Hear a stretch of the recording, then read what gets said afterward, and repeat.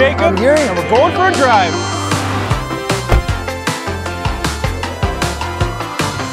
2020 Hyundai Venue. Without launch control.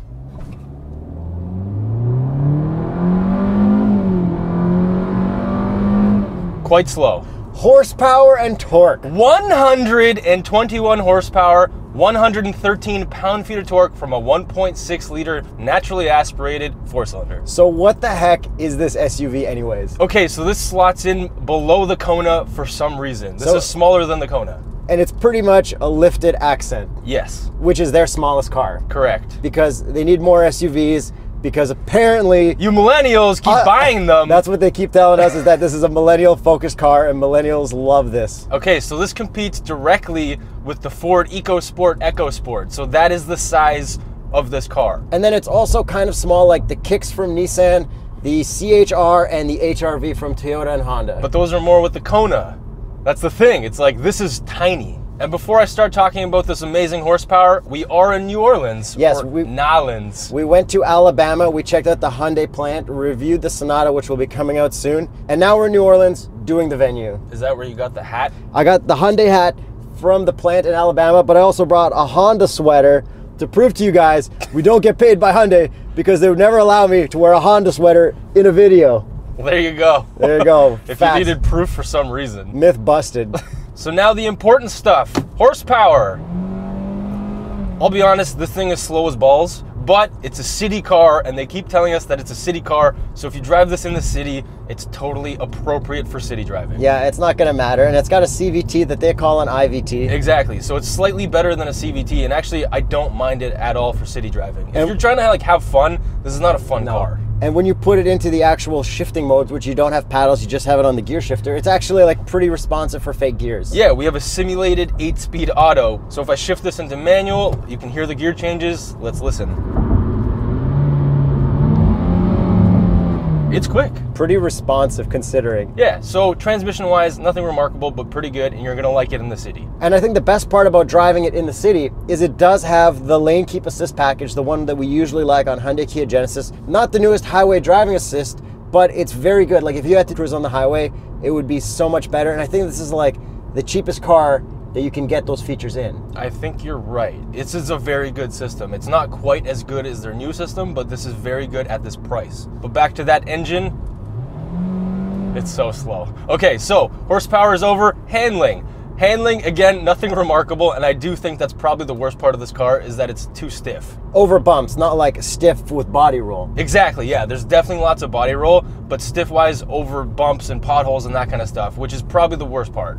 But this is an economy car, so like how much can you really ask for suspension-wise? I know, it's just that if you're gonna market this as a city car, I want it a little bit softer because city roads tend to be terrible. But I feel like city driving is the lowest tier because it means small car and inexpensive. But that's for horsepower. For suspension, I want a little bit softer. But they can't, they cost too much. Oh, they can. They just chose not to. But what you also get, because it's a city car and it's nice and small and light, the steering is really light.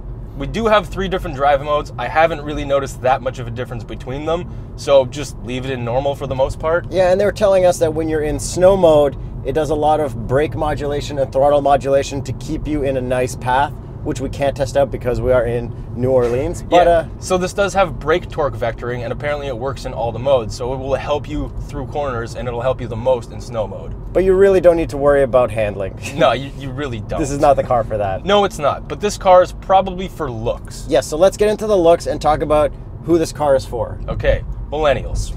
That's what they keep telling us, but I have a feeling it's millennials and senior citizens because I feel like old people will also buy this a lot. Yeah, I think millennials will only buy this because it's cheap. Like, I don't think millennials really want something like this, personally. No, but maybe millennials who don't care about driving. If you don't care about driving, this is fantastic. And if you think this thing looks cute, because it kind of does. Oh, for sure. This does look better than the Accent. Yeah. I hate to admit that because, like, I don't really like SUVs, but this generally looks better. So to start with overall looks, you can either get it in a solid color or you can get it in the urban package, which is the hip millennial thing to do. And what's that? You get a different colored roof. That's so urban of them. Yeah, so they're copying the Kicks, I guess. Yes. And the CHR. Yeah, the CHR. On this one, the main pizzazz color is you get a gray car with a yellow roof and some yellow grills. And to be honest, I think that's my favorite color. Yeah, but we opted for the acid yellow, which was the same as the Kona. Yeah, because we hope that you people would click on this video. But then you can also get one that's blue with a white top, which looks kind of more like a Mini Cooper. Yes, it does. And then there's a couple other nice solid colors. Like, what's your favorite look of this? The gray with the green roof. Okay, and I think, yeah, I'm acid yellow. Yeah, I get that. Overall, I do like what they've done with the looks of this. Like, they've made it stand out from everything else in their entire lineup. And I think the way they differentiate it the most is by having different daytime running lights. Yeah, they kind of took what they did with the Kona and just made it a little bit different. Yeah, they kind of almost have Telluride headlights. A little bit. If they're amber. Yeah, I do like the headlights. I think they've perfected that split headlight design Yeah. that Jeep tried to do and failed. Okay, so then if we move on to the grille, this one kind of has a plaid looking grille with like plus signs. And it's chrome. Yes, there are versions that are black.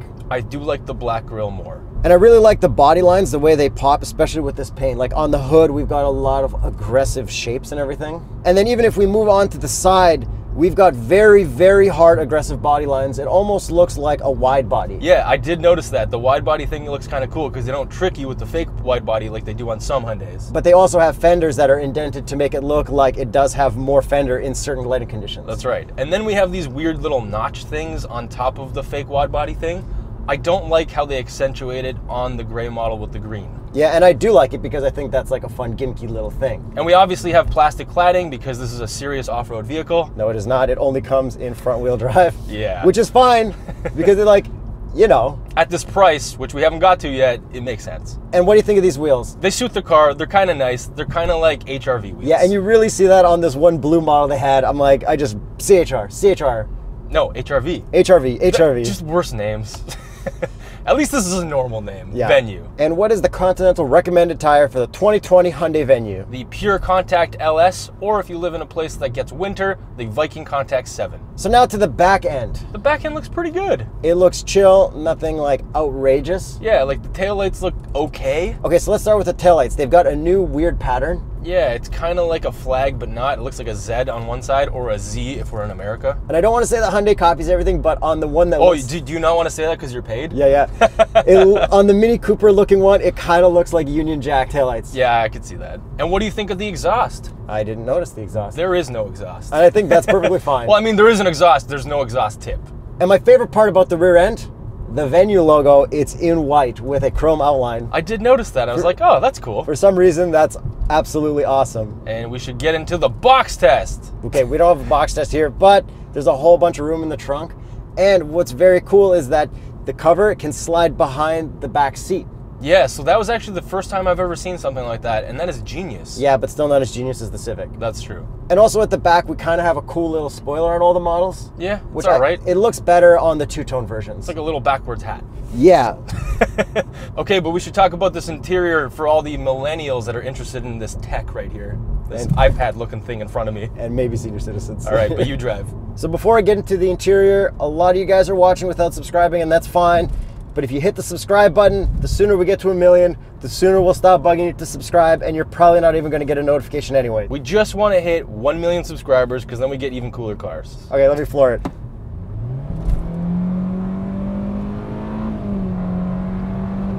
A lot of noise, not much horsepower.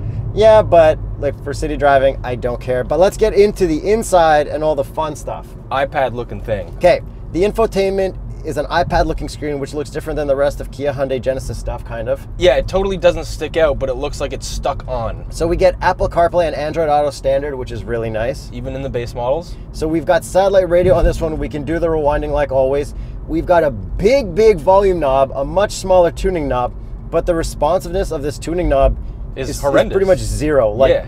It would take you an hour to turn up to 300, so it's pretty useless. Even the seek and track buttons are really slow. We only have a reverse camera. We don't have a 360 camera, but it's an economy car, so whatever, no big deal. And pretty decent resolution for this. Yeah, so now if we move on to the gauges, we've got the old style standard Hyundai gauges where it's 2 analog gauges and digital in the middle. And they're crystal clear. All the steering wheel buttons are pretty much exactly the same as the rest of the Hyundai lineup as well. And the infotainment still has hard buttons everywhere, which is nice. The new Sonata got rid of that, and it's all just like LCD touch buttons, and I absolutely hated that. Yeah, but because the tuning knob is so slow here, they should have just deleted it.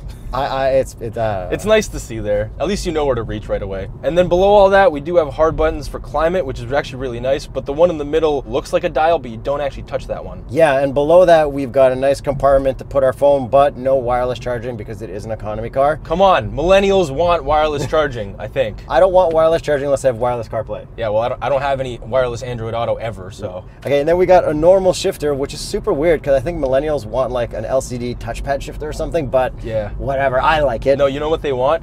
Hey, Hyundai, shift my gear into drive. And then we got our drive mode button below that, our heated seats, heated steering wheel, which is all really easy to use. And heated seats are standard on the base model. Then we've got a manual handbrake, which is cool. It's throwback. I don't know if millennials like throwback or they do. No, they just want an electronic thing. Hey, Hyundai, engage my emergency brake. We got 2 cup holders, which will fit cups. Let's do the visor test. Yes, we should. 3, 2, 1. Oh, Millennials love. fail! Oh! Yo! Come on, Hyundai! Millennials want the sun blocked from their face on the passenger side. And the armrest does extend, which is nice because I could touch the steering wheel and have my elbow rest on it very nicely. And there's actually very minimal gloss black in here, which I really appreciate. And all the materials are actually pretty decent for this price point. Yeah, the dashboard looks cool. And there's a little cubby right there that you can put your phone in and stuff. Yeah, which is pretty much exactly the same as the RAV4. And then I guess you could probably tell there's a lot of cool color match stitching everywhere that I really, really like. I do like the stitching on the seats and stuff, but I think on the vents, the little green accents are a little bit too much. And I'm way more excited to see that, which maybe I'm more of the millennial target that they're going after, not you. Yeah, maybe. Well, probably. And then we've got all that cool stuff on the seats as well. A nice, cool, light gray pattern. Do you think the seats are comfortable? The seats are pretty comfortable, but I wouldn't want to be on like a really long road trip in them. Yeah, I haven't really found any issues with them. And onto the back seat room, it's not the best for leg room, but it's pretty damn good for headroom. Yeah, so they took like a huge indent out of the roof, and I guess you're looking down at the headliner. Yeah, it's almost at my eye level because of how much they scooped out. So I fit right behind myself, no problem, headroom and legroom. And how tall are you?